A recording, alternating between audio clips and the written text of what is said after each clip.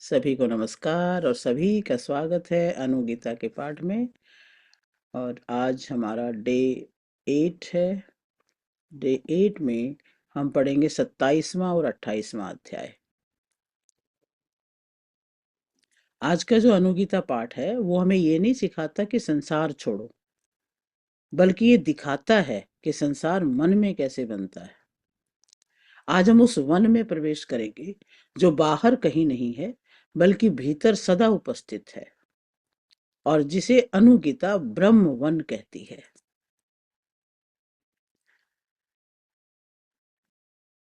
ब्रह्मवन की सरल और गूढ़ और व्यवहारिक व्याख्या आप इस अध्याय में जानने वाले हैं। ब्राह्मण कहते हैं कि संसार ऐसा है जैसे संकल्प रूपी मच्छर, छोटे छोटे विचार जो मन को काटते रहते हैं। हर्ष, शोक, सर्दी, गर्मी, कभी दुख, कभी सुख, कभी मोह रूपी अंधकार, कभी लोभ और व्याधि रूपी सर्प, ये जीवन में आते रहते हैं। ये संसार मन का जंगल है, जहाँ इच्छाएं, डर, लालच, काम, क्रोध हमें चैन से चलने नहीं देते। जैसे आज कोई व्यक्ति पहले बहुत पैसा कमाता है तो सुख अनुभव करता है, कल को पैसे में कोई नुकसान हो गया तो दुख अनुभव करता है। मन हर समय हिलता रहता है। ये संसार का दुर्गम मार्ग है। अब ब्राह्मणी पूछती है कि महाप्राज्ञ, वो वन कहाँ है? उसमें कौन कौन से वृक्ष हैं, कौन कौन से पर्वत हैं, कौन से गिरी कंदराएं हैं, नदियां हैं, और वो कितनी दूर है? ब्राह्मण ने कहा, हे प्रिय, उस वन में न भेद है न अभेद है। वह इन दोनों से अतीत है। वहां लौकिक सुख और दुख का दोनों का अभाव है। उससे अधिक छोटी, उससे अधिक बड़ी और उससे अधिक सूक्ष्म भी कोई दूसरी वस्तु नहीं है। उसके समान सुख रूप भी कोई नहीं है। उस वन में प्रविष्ट हो जाने पर द्विजातियों को न हर्ष होता है, न वे किसी प्राणी से डरते हैं, न कोई उनसे डरता है। यानी वो ऐसा वन है जो हमारे अंदर ही है। न भेद में, न अभेद में, न सुख में, न दुख में, न छोटे में, न बड़े में, और न डर न भय। वो कोई भौतिक जंगल नहीं है, ये आत्मा की अवस्था है, जहां मन शांत हो जाता है। जैसे गहरी अवस्था में न बाहर की आवाज परेशान करती है, गहरी ध्यान की अवस्था में न मन को बाहर की आवाज परेशान करती है, न भीतर की चिंता, बस शांति। वही ब्रह्मवन है। वहां 7 बड़े बड़े वृक्ष हैं, 7 उन वृक्षों के फल हैं, साथ ही उन फलों के भोक्ता अतिथि हैं। 7 आश्रम हैं और 7 प्रकार की समाधि, 7 प्रकार की दीक्षाएं हैं। यही उस वन का स्वरूप है। अब यहाँ पर 7 बार बार आ रहा है। अब 7 वृक्ष कौन से हैं? 7 वृक्ष हैं इंद्रियां, मन, बुद्धि, अहंकार, प्राण, चित्त और आत्मा। ये तो हो गए वृक्ष। और फल क्या है फिर इनके? शांति, तृप्ति, विवेक, वैराग्य, आनंद, ज्ञान और मोक्ष। और 7 अतिथि कौन हुए? ऋषि, सिद्ध, ज्ञानी, अर्थात जो भी उच्च चेतना की अवस्थाएं हैं वो सारी अतिथि हैं। जब कोई साधक इंद्रियों को संयमित करता है, मन को शांत करता है, तो उसे शांति, संतोष और ज्ञान का फल मिल जाता है। आगे कहते हैं कि वहां के वृक्ष 5 प्रकार के रंगों के दिव्य पुष्पों, फलों की सृष्टि करते हुए सब ओर से वन को व्याप्त करके स्थित हैं। वहां दूसरे वृक्षों ने सुंदर 2 रंग वाले पुष्प और फल उत्पन्न किए हैं और उस वन को सब ओर से व्याप्त कर रखा है। तीसरे वृक्ष वहां पर सुगंध युक्त 2 रंग वाले पुष्प और फल प्रदान करते हुए सारे वन को व्याप्त करके स्थित हैं। चौथे वृक्ष सुगंध युक्त केवल 1 रंग वाले पुष्प और फलों की सृष्टि करते हुए उस वन में फैले हुए हैं। वहां 2 महावृक्ष बहुत से अव्यक्त रंग वाले पुष्प और फल की रचना करते हुए उस वन को व्याप्त करके स्थित हैं। फिर आगे कहते हैं उस वन में एक अग्नि है जो जीव शुद्ध चेता ब्राह्मण है। 5 इंद्रियां समिधाएं हैं। उनसे जो मोक्ष प्राप्त होता है वो 7 प्रकार का है। इस यज्ञ की दीक्षा का फल अवश्य होता है। गुण ही फल है। 7 अतिथि ही फलों के भोगता हैं। और वे महर्षि गण इस यज्ञ में आतिथ्य स्वीकार कर ग्रहण करते हैं और पूजा स्वीकार करते ही कर उनका लय हो जाता है। तत्पश्चात वो ब्रह्म रूप वन विलक्षणता रूप से प्रकाशित होता है। उसमें प्रज्ञा रूपी वृक्ष शोभा पाते हैं, मोक्ष रूपी फल लगते हैं और शांतिमयी छाया फैली रहती है। ज्ञान वहां का आश्रय स्थान और तृप्ति वहां का जल है। उस वन के भीतर आत्मा रूपी सूर्य का प्रकाश छाया रहता है।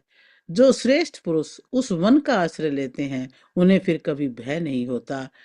वह वन ऊपर नीचे तथा इधर उधर सब ओर व्याप्त है। उसका कहीं भी अंत नहीं है। अब इसमें एक अग्नि, आत्मा, 5 संविधाएं, 5 इंद्रियां, यज्ञ हो गया, योग और साधना। जब हम अपनी इंद्रियों को आत्मा की अग्नि में अर्पित कर देते हैं तो मोक्ष रूपी फल प्राप्त हो जाता है। जैसे हम देखें कि जब हम क्रोध, लोभ, डर, मोबाइल इन सब को साधना में समर्पित कर दें तो भीतर उजाला होने लगता है। आत्मा वहां पर सूर्य के प्रकाश की तरह से है। ज्ञान है वहां जल, शांति छाया, मोक्ष हो गया फल। अर्थात जिसे आत्मज्ञान मिल जाता है उसके जीवन में भय समाप्त हो जाता है, भ्रम समाप्त हो जाते हैं, दुखों का अंत हो जाता है। अब वहां पर 7 स्त्रियां निवास करती हैं। ये ब्रह्म वन की सारी व्याख्या की जा रही है। देखो वहां क्या क्या है, और सब अंतर में आत्मा में ही ये सब चीजें स्थित है। वहां 7 स्त्रियां निवास करती हैं जो लज्जा के मारे या अहंकार निवृत्त करके अपना मुंह नीचे किए रहती हैं। यानी अहंकार उनमें लेस मात्र भी नहीं है। वे चिन्मय ज्योति से प्रकाशित हैं। वे सबकी जननी हैं और वे उस वन में रहने वाली प्रजा से सब प्रकार से उत्तम रस उसी प्रकार ग्रहण करती हैं जैसे अनित्यता सत्य को ग्रहण करती है। 7 सिद्ध महर्षि वशिष्ठ आदि के साथ उसी वन में लीन होते और उसी से उत्पन्न होते हैं। यश, प्रभा, ऐश्वर्य, विजय, सिद्धि और तेज, ये 7 ज्योतियां उपर्युक्त आत्मा रूपी सूर्य का ही अनुसरण करती हैं। अब यहाँ 7 स्त्रियां कौन कौन हैं ये देखते हैं। 7 स्त्रियां हैं श्रद्धा, लज्जा, करुणा, क्षमा, शांति, बुद्धि और विवेक। अब ये मुंह नीचे किए वाले का क्या अर्थ है कि अहंकार नहीं है। बिना अहंकार के आराम से शांति से होती हैं। ये जिसके अंदर ये चीजें हैं तो वो वहां पर उसका वर्णन है कि सच्चा ज्ञानी कभी दिखावा नहीं करता। उसका ज्ञान मौन में चमकता है। उस ब्रह्म तत्व में गिरी, पर्वत, झरने, नदी और सरिताएं स्थित हैं जो ब्रह्म जनित जल बहाया करती हैं। नदियों का संगम भी उसी के अत्यंत गूढ़ हृदयाकाश में संक्षेप से होता है जहां योग रूपी यज्ञ का विस्तार होता रहता है। वही साक्षात पितामह का स्वरूप है। आत्मज्ञान से तृप्त पुरुष उसी को प्राप्त होता है।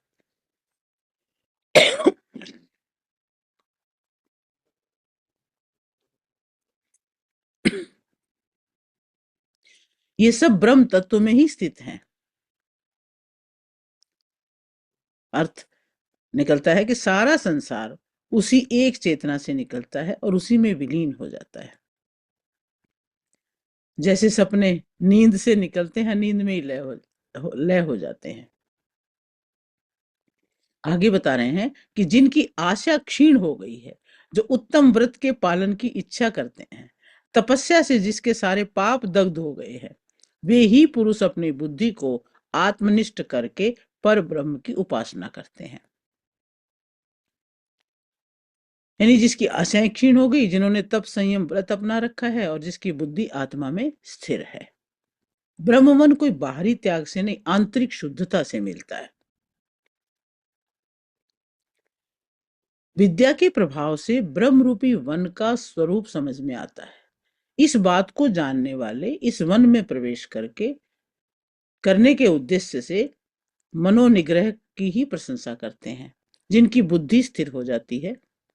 ब्राह्मण ऐसे गुण वाले उस पवित्र वन को जानते हैं और तत्वदर्शी के उपदेश से प्रबुद्ध हुए आत्मज्ञानी पुरुष उस ब्रह्म वन को शस्त्रतः जानकर शम आदि साधनों के अनुष्ठान में लग जाते हैं।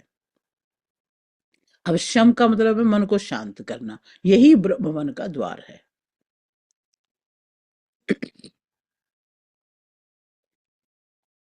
ध्यान, प्राणायाम, साक्षी भाव, ये सब उसके उपाय हैं। इस सारे ब्रह्म वन की जो इसने व्याख्या की ब्राह्मण ने, अगर सार रूप में हम समझे तो संसार है मन की अशांति और ब्रह्म वन है पूर्ण शांति। अब अगले अध्याय में ज्ञानी पुरुष की अवस्था और उधरव्यू यति का संवाद बताया गया है। ये अध्याय 3 गहरे प्रश्न उठाता है। ज्ञानी पुरुष संसार में रहते हुए कैसे अकर्ता रहता है? हिंसा और अहिंसा का वास्तविक अर्थ क्या है? कर्म, स्वभाव और आत्मा के बीच का भेद क्या है? ब्राह्मण कहते हैं, न मैं सूंघता हूं, न रस चखता हूं, न रूप देखता हूं, न शब्द सुनता हूं और न ही संकल्प करता हूं। इसका अर्थ ये हुआ कि ज्ञानी की इंद्रियां काम करना बंद कर देती हैं, बल्कि इंद्रियों का दास नहीं बनते, उनके स्वामी बन जाते हैं। जैसे टीवी चल रहा है पर आपका मन उसमें नहीं लगा, देखना हो रहा है पर आप उससे जुड़े नहीं हैं, ये ज्ञानी की स्थिति है। हो सब कुछ रहा है पर वो उसमें जुड़े हुए नहीं है, गुणों में ही बरत रहे हैं। जैसे प्राण अपान स्वभाव से कार्य करते हैं, वैसे ही राग द्वेष भी स्वभाव से उत्पन्न होते हैं। इंद्रियां, मन, बुद्धि सब प्रकृति के नियम से चलते हैं, आत्मा केवल साक्षी है। जैसे कि भूख लगना एक स्वभाव है, गुस्सा आना भी स्वभाव है, गुस्से में बह जाना अज्ञान है। ज्ञानी स्वभाव को देखता है, उसमें बहता नहीं है।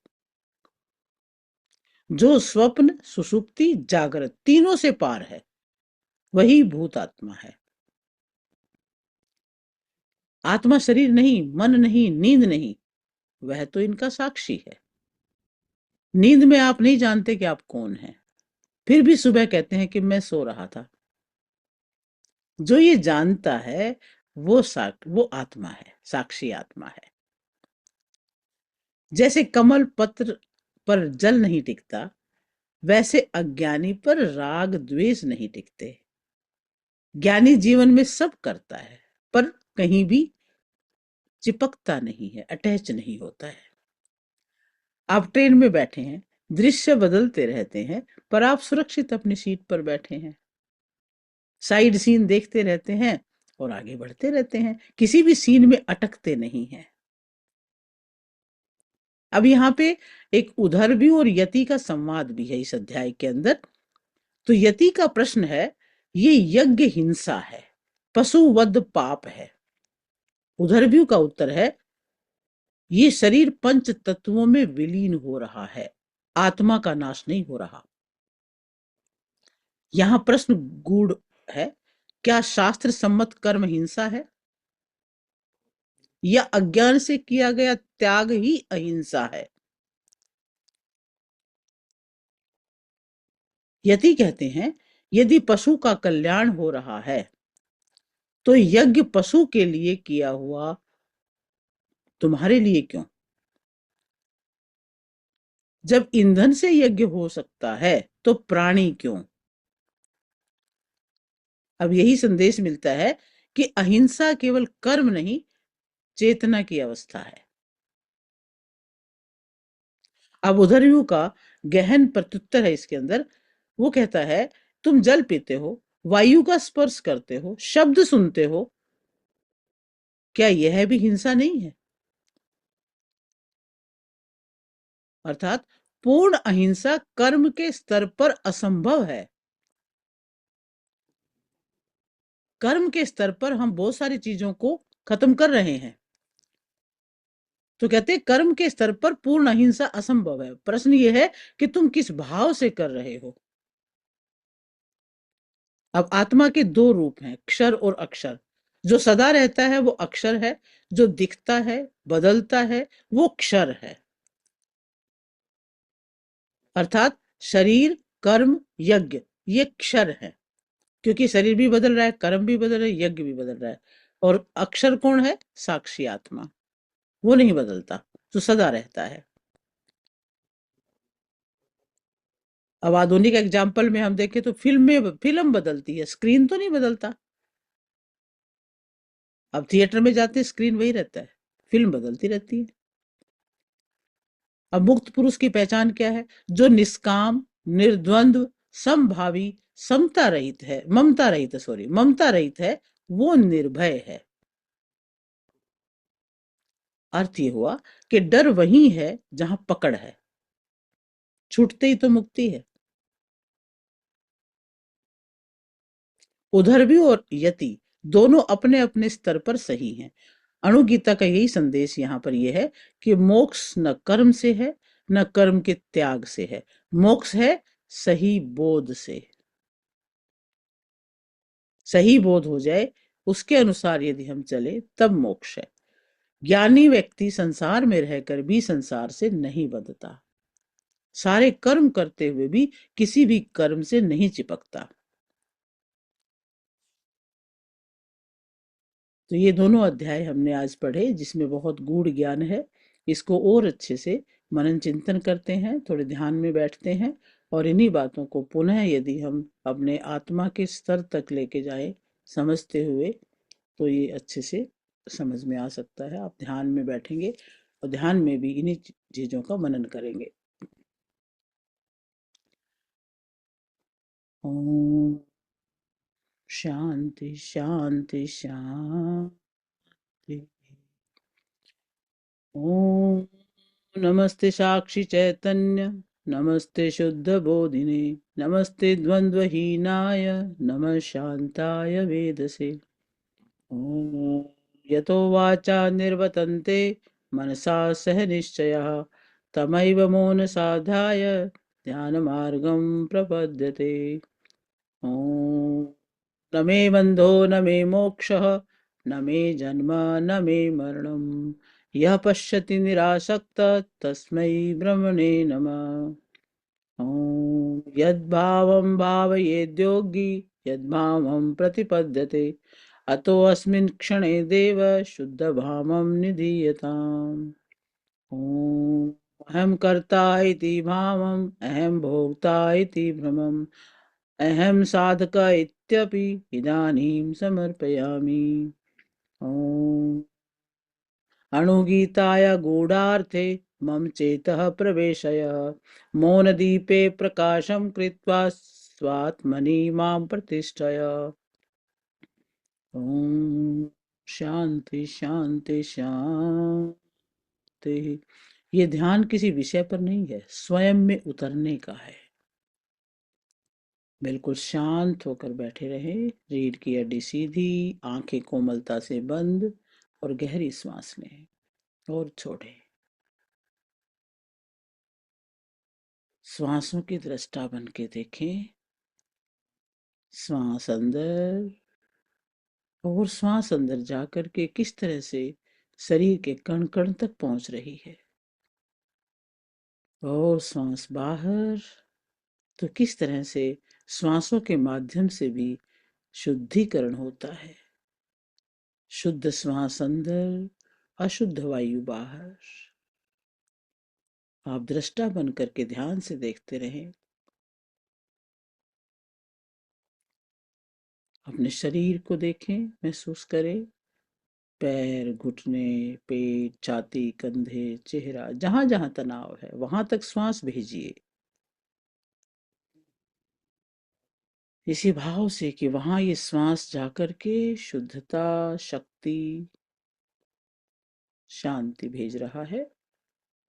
और जब श्वास छोड़े तो मन ही मन कह दे, मैं सुरक्षित हूँ, मैं स्वस्थ हूँ, मैं शांत हूँ और मैं भीतर की यात्रा के लिए तैयार हूँ।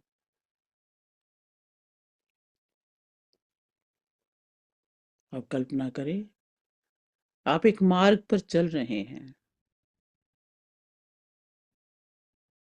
ये संसार का मार्ग है और यहाँ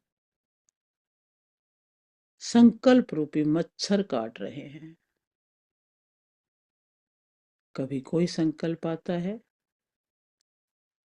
उधर ध्यान गया, फिर दूसरा संकल्प आ गया, कोई इच्छा पैदा हो गई, कोई योजना बन गई, कोई चिंता आ गई, कभी शोक और कभी हर्ष।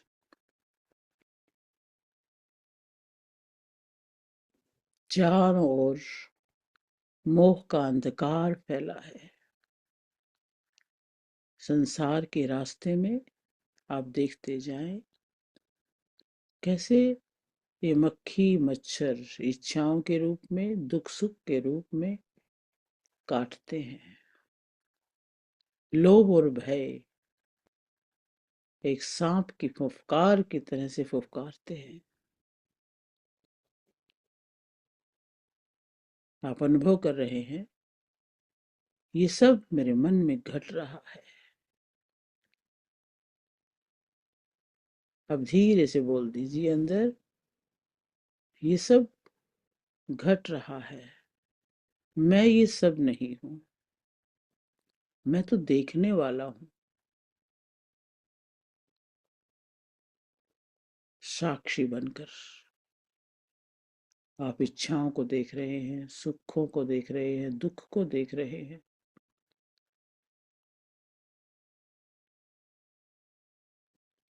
लोभ को देख रहे हैं, मोह को देख रहे हैं।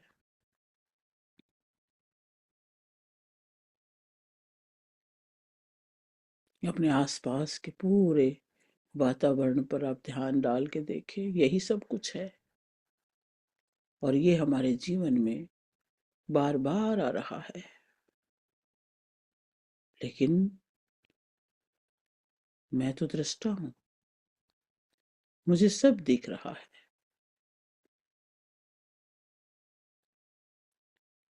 अब देखिए, उस दुर्गम पथ से आगे, ये संसार का पथ अति दुर्गम है और इससे आगे चले, इसको छोड़ते चले जाएं। एक अद्भुत वन है। जब इन सब मच्छर मक्खियों को छोड़ दें, उससे पार जब जा रहे हैं तो बहुत ही सुंदर सा वन है। बाह्य वन नहीं है, ब्रह्म वन है। यहाँ न सुख है, न दुख है, न हर्ष, न शोक, और यहाँ मन शांत है, बुद्धि स्थिर है। हर तरफ पवित्र वातावरण है। आप उस वन में प्रवेश कर रहे हैं। ये वन ऊपर नीचे दाएं बाएं चारों ओर अनंत है। यहाँ प्रज्ञा रूपी वृक्ष हैं, ज्ञान रूपी जीवन है, शांति की छाया है, ज्ञान का जल बह रहा है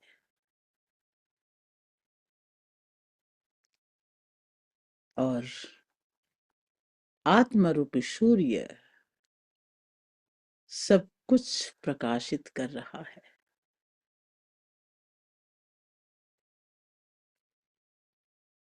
मन ही मन कहिए, मैं ब्रह्म वन में हूं, यहां मुझे किसी से डर नहीं।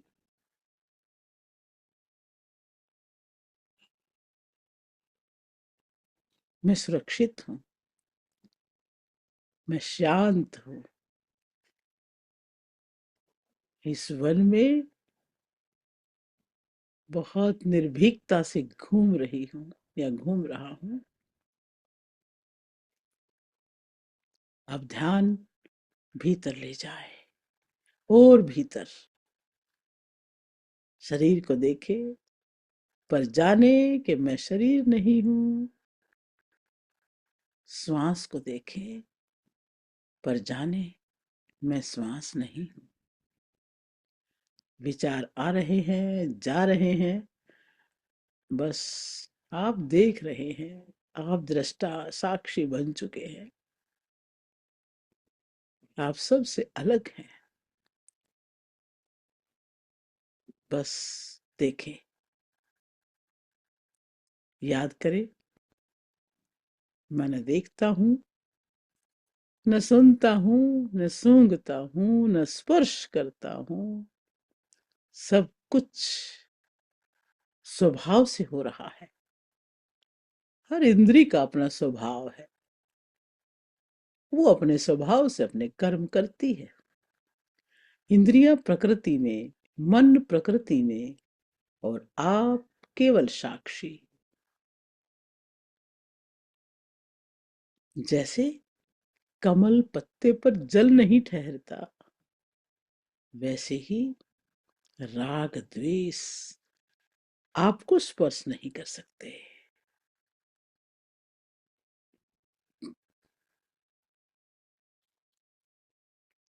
आप सबसे अलग एक कमल पुष्प की तरह अपने आप को देखें। आप कमल का पुष्प हैं। चारों तरफ जल है, कीचड़ है, मक्खी मच्छर है, पर आपको छू भी नहीं पा रहे।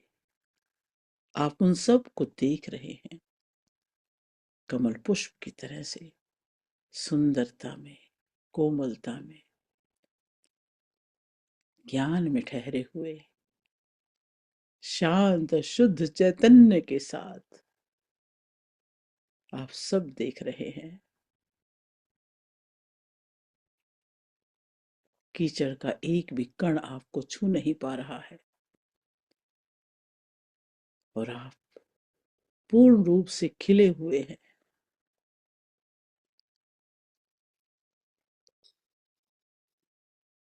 अपने हृदय में देखें, कोई द्वेष है, कोई अपराध बोध है, कोई ग्लानि है? सबको साक्षी भाव से देखें और धीरे से कह दें,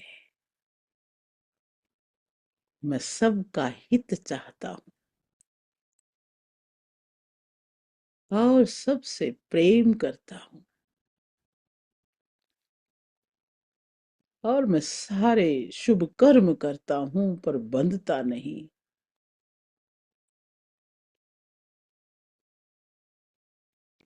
डिटैच होकर के पूरे मन से सबकी सेवा में, सबके साथ प्रेम से व्यवहार करता हूं। अनुभव करें, आपके भीतर अब न कर्म का बोझ है और न त्याग का अहंकार।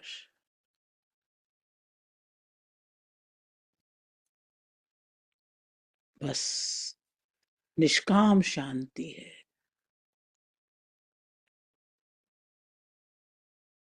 शरीर के सारे धर्म कर्म स्वतः हो रहे हैं।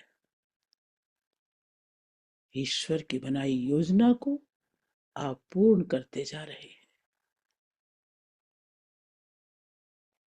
पर कहीं ज्यादा अटैच न होकर के नहीं, निर्लिप्त भाव से, अनासक्त भाव से आप देखते जाएं अपने आप को कमल पुष्प की तरह से खिलता हुआ और सभी कर्म करते हुए।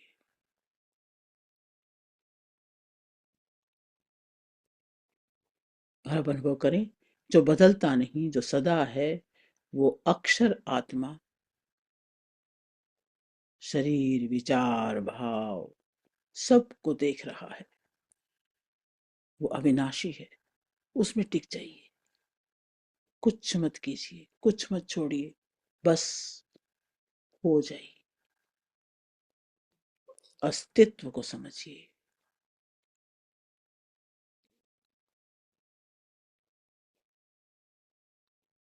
और इसी साक्षी अस्तित्व के अंदर ठहर जाए।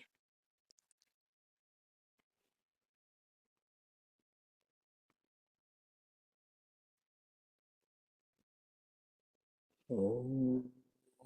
ओम। ओम।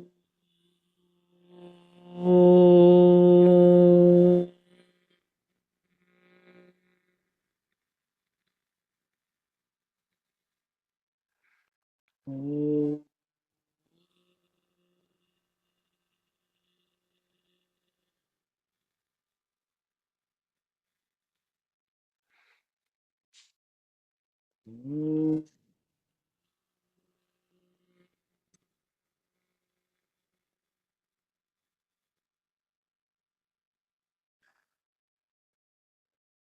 धीरे धीरे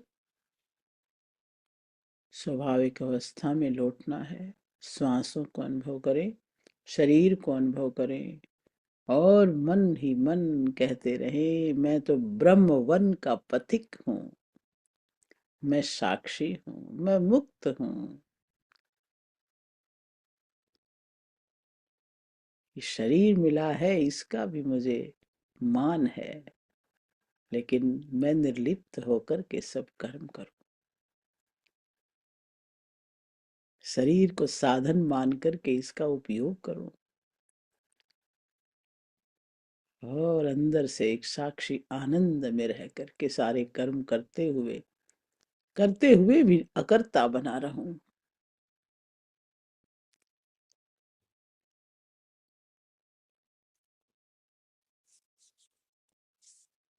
श्वासों पर ध्यान दें, श्वास गहरे, शरीर को भी थोड़ा सा हिलाएं। दोनों हाथों को आपस में रब करें। अब यहाँ हमें ब्रह्म वन का आभास रहे, साक्षी भाव का आभास रहे, और दोनों हाथों को रब करके गर्म करके हथेलियां आंखों पे रखे, और धीरे धीरे स्वाभाविक अवस्था में लौट के आए। आंखें खोलें। Welcome back, welcome back. ब्रह्म वन की यात्रा करके वापस आ रहे हैं खुशी खुशी।